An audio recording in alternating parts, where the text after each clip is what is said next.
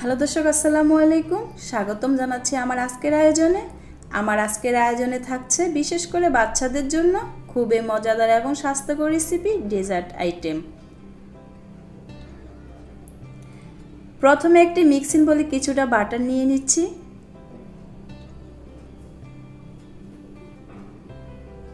তার উপরে Horlicks dust করে দিচ্ছি। এটা সম্পূর্ণ অপশনাল। তার উপরে স্লাইস করা ব্যানানার একটা লেয়ার দিয়ে নিচ্ছি।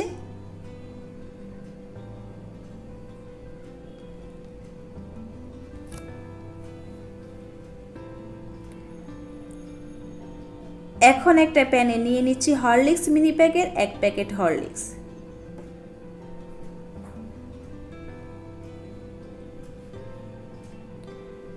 আর দিচ্ছি হাফ লিটার লিকুইড মিল্ক। আমি দুধটাকে আগে থেকে জাল করে নিয়েছি। কুসুম গরম থাকা অবস্থায় হরলিক্সের সাথে দুধ মিলিয়ে নিচ্ছি। এতে করে হরলিক্স দুধের সাথে খুব সহজে মিশে যাবে। হরলিক্স আর দুধের মিশ্রণটি এখন রুমের স্বাভাবিক তাপমাত্রায় ঠান্ডা করে নেব। এখন দিচ্ছি 1.5 টেবিল চামচ কর্নফ্লাওয়ার,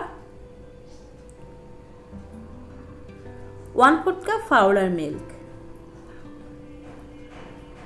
আর দিচ্ছি ডানো ক্রিমের 170 ml কোটার 3 ভাগের 1 ভাগ।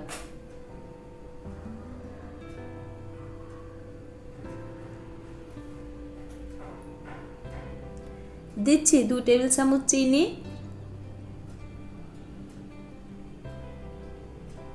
চুলায় দিয়ে এক নাগাড়ে নাড়তে হবে, নাড়া বন্ধ করা যাবে না, তা না হলে মিশ্রণটি দলা পেকে যাবে। প্রথম থেকে শেষ পর্যন্ত চুলার আঁচ মিডিয়াম লোতে থাকবে। মিশ্রণটি ঘন হতে শুরু করেছে। দিয়ে দিচ্ছি 1 চা চামচ বাটার, হাফ চা চামচ ভ্যানিলা এসেন্স। আমি প্রায় 5 মিনিটের মতো রান্না করে নিয়েছি। আমার বেটারের ঘনত্ব ঠিক এরকম হয়েছে। আমি এর থেকে বেশি ঘন করব না। আপনারা যদি আরও ঘন চান তাহলে কর্নফ্লাওয়ার 1.5 টেবিল চামচের পরিবর্তে 2 টেবিল চামচ ব্যবহার করবেন। আমি এখন নামিয়ে নিচ্ছি।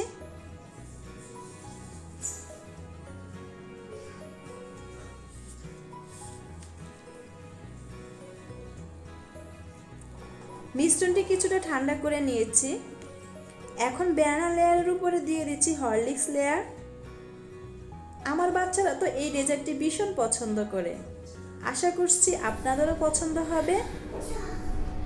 পছন্দ হলে প্লিজ আমার চ্যানেলটি সাবস্ক্রাইব করবেন, সাথে লাইক দিবেন আর শেয়ার করার জন্য চেষ্টা করবেন।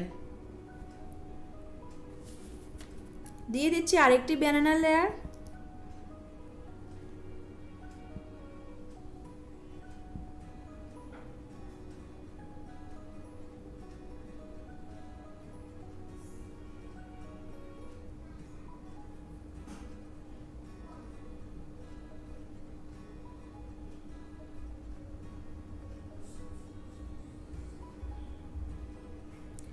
তার উপর দিচ্ছি আরও একটি হরলিক্স ক্রিম লেয়ার।